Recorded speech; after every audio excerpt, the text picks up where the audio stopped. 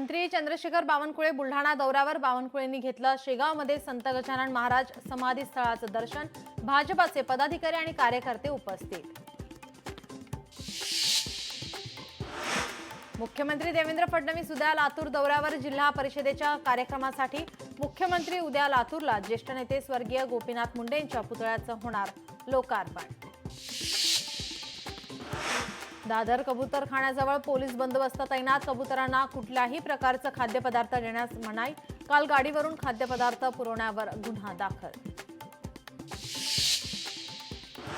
श्रीनगर विमानतळ ते श्रीनगरच्या मुख्य शहराला जोडणाऱ्या रस्त्यावर बाईक रॅली आयोजन.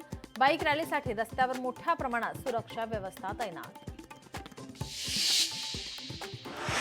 सतीश भोसले उर्फ खोक्याला दिलासा. वन विभागाने दाखल केलेल्या गुन्ह्यात जामीन मंजूर. उर्वरित प्रकरणामध्ये मात्र अद्याप जामीन मंजूर नाही. सर्व प्रकरणात जामीन मिळेपर्यंत खोक्याचा मुक्काम कारागृहातच. काश्मीरमधील कुलगाममध्ये 2 जवान शहीद. 3 दहशतवाद्यांना कंठस्नान. 9 जण जखमी. कुलगाम जिल्ह्यातील अखल परिसरात गेल्या 9 दिवसांपासून सुरक्षा दल आणि दहशतवाद्यांमध्ये चकमक. बीडमध्ये नशेच्या आहारी गेलेल्या तरुणाकडून स्वतःच्या कुटुंबियावर चाकू हल्ला. हल्ल्यात अजितचा मृत्यू. आई-वडील जखमी. आरोपीला अटक.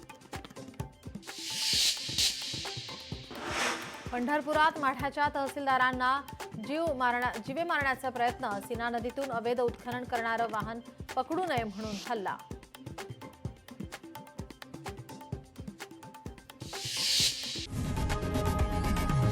लोकशाही मराठी ऐका, पहा, जागरूक रहा.